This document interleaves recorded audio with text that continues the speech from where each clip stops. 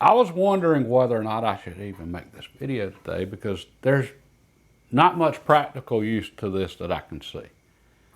All right now in the West, we know we're in trouble. We know that here in the United States, we're $35 trillion in debt.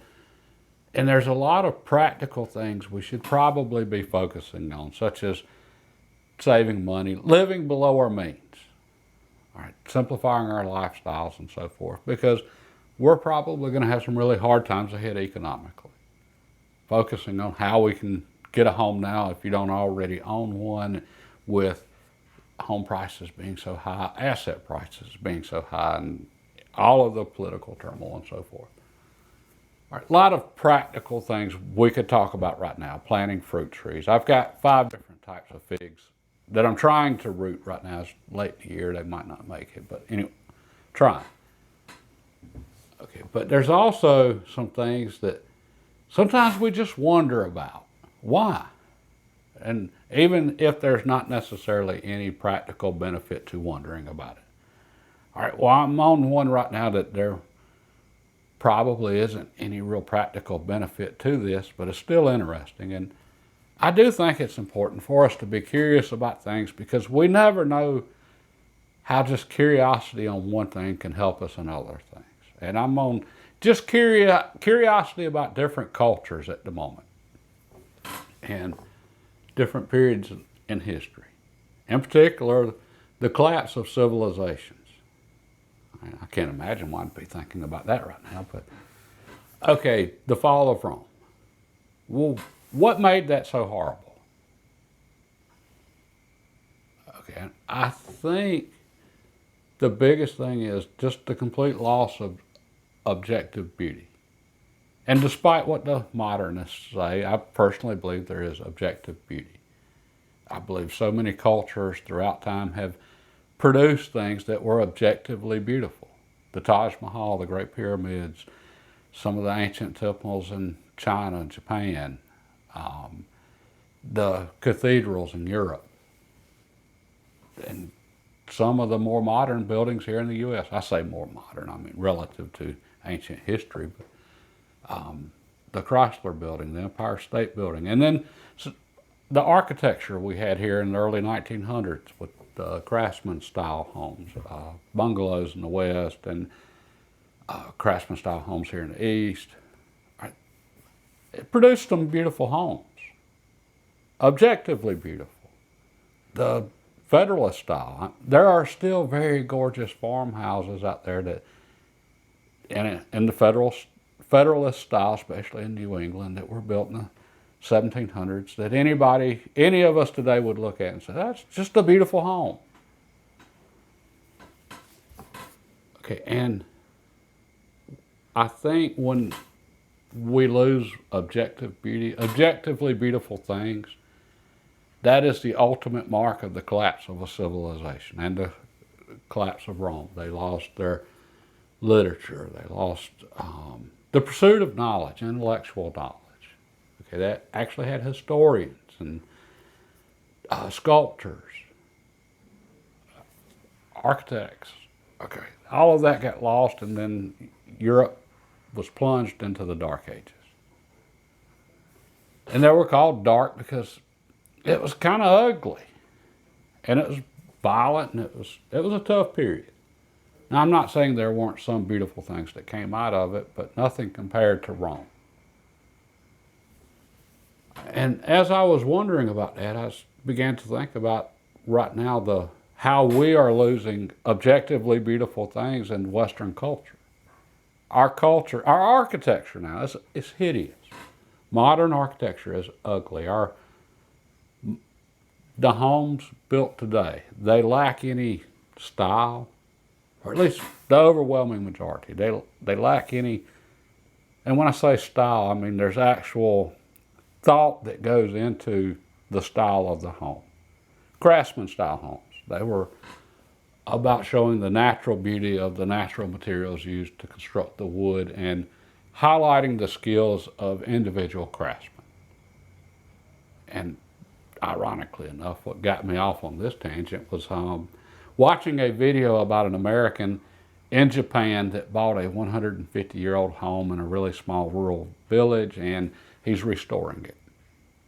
And I thought it was fascinating at the similarities between what he's doing and what I'm attempting to do with my home that I'm remodeling. And I actually got some great ideas from him. But okay, so a 150-year-old Japanese home, it was so obvious to me why they did the things they did in the home. It's essentially a timber frame construction.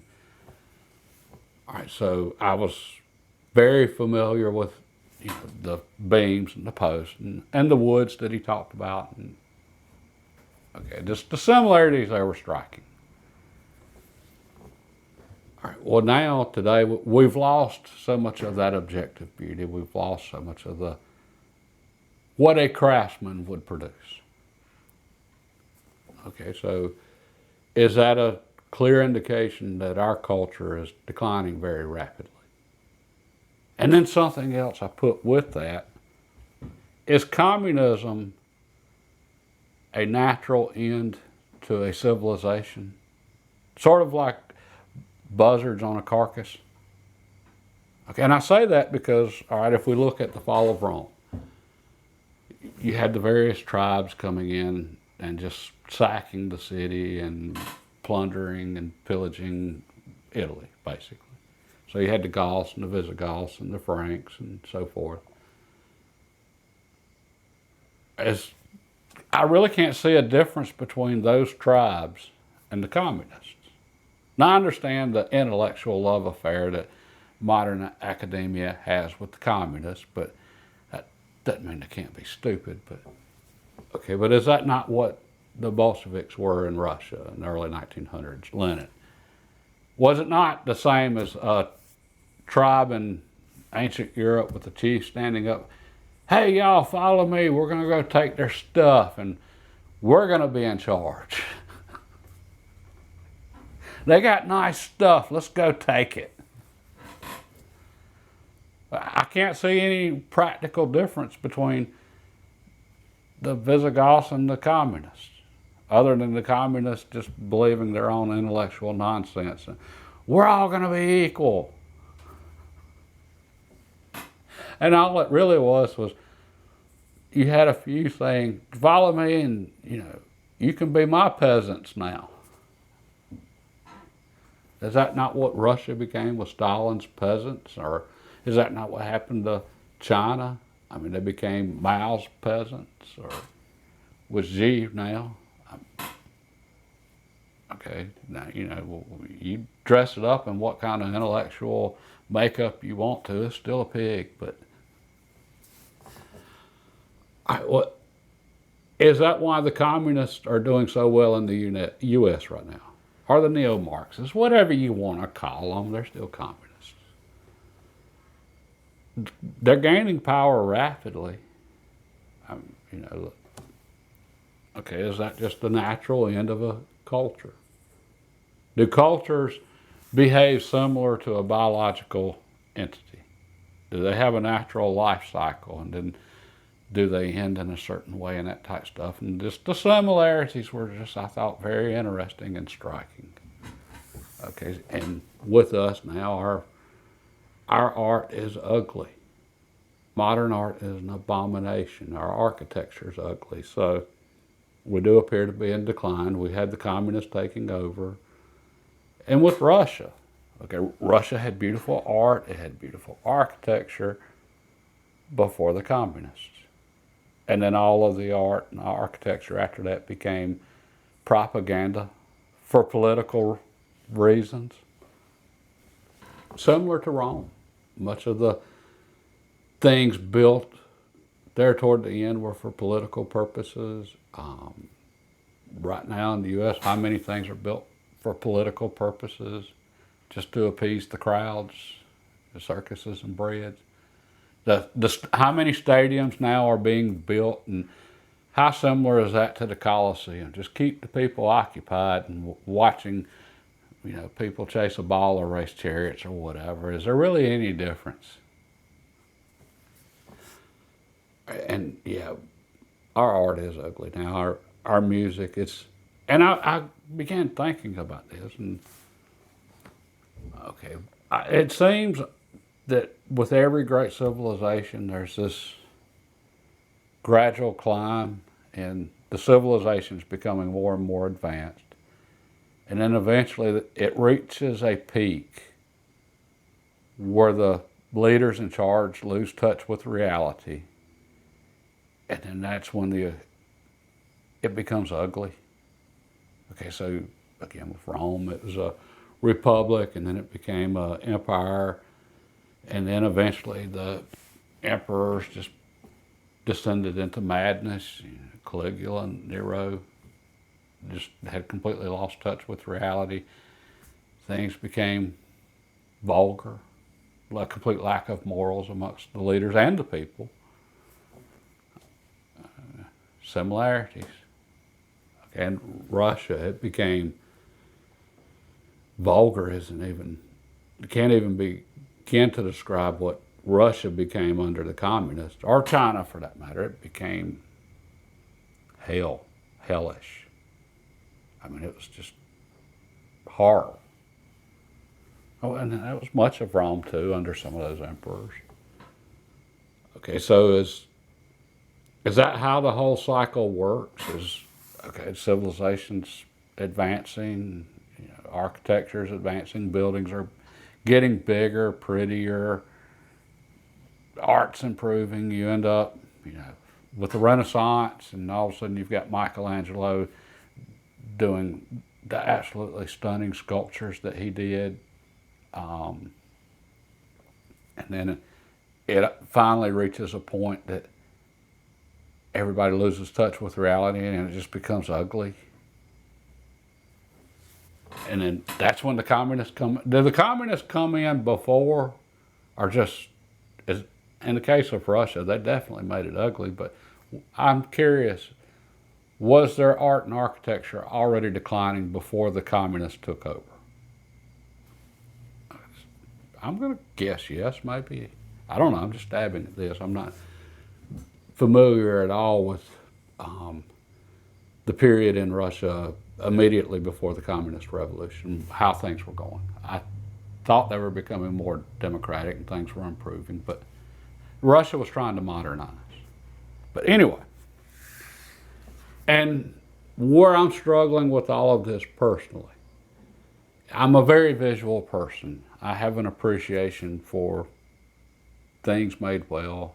I love the thought process that goes into architecture and so forth. And I'm really enjoy all the work I'm doing on my house with the remodeling and the addition and all of that good stuff. And I want it to look very good when I'm done.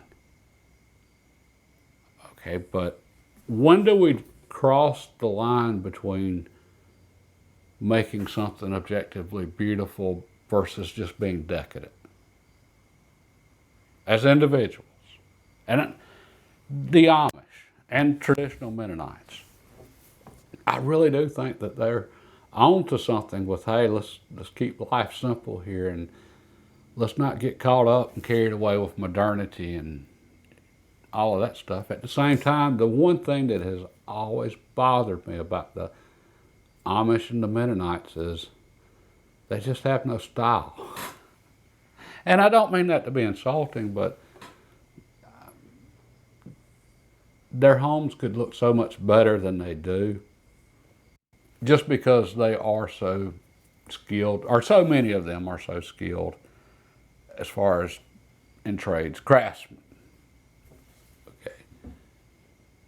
But when do we cross that line between making something objectively beautiful, which I think we should try to do, versus we've gone overboard? And the best answer I can come up with this is, who are we trying to glorify with what we're doing? Johann Sebastian Bach, he created objectively beautiful music, and he said the purpose of music is to glorify God. Okay, I think he was doing good things with what he was doing with his music, versus our music now is just to glorify ourselves and to glorify immorality. I mean, is that not what so much of modern music is? Versus, would it be more beautiful if we were trying to honor God with what we're doing? And maybe that's when everything starts going downhill, is when we do start trying to honor ourselves with our art and our architecture, our cultures. And that would seem to coincide with, that's the point we lose touch with reality. I don't know, I'm just thinking out loud on this one, and I do think there might be a practical use to understanding some of this stuff, because it could prevent us from going into some very dark places. So that was just some stuff I was pondering this week as I was working on the house. Seriously thinking about that balance between, I want it to be visually, I want it to look nice visually, at the same time, I don't want to cross over into decadent.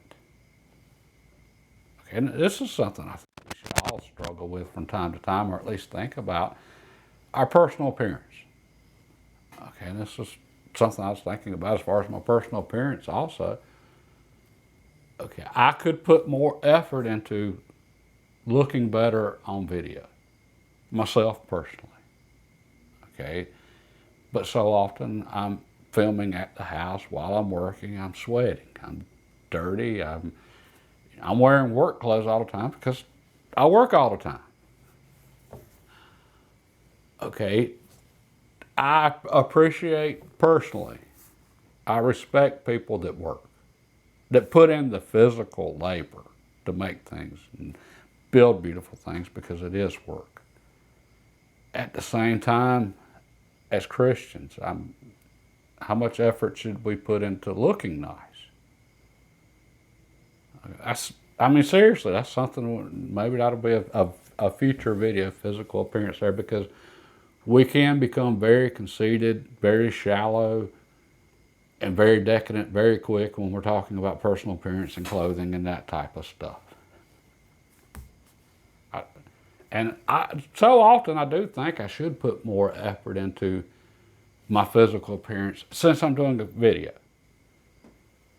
All right, but again, I'm working, and this, I wear work clothes because I work, and I feel like that's just honest, and I appreciate honesty there. So anyway, okay, now I didn't do an update video this past week on the house, but I did get the post in place for the porch, and it really threw me on Labor Day, being off Monday, because I worked on the house then. That's when we got the post up and beams across there. And Monday's generally the day I do my editing. Instead of editing, I was working, so. Okay, so anyway, I'll try to get back on schedule this coming week. That just threw my schedule off all week this week. But anyway, God bless and have a great day.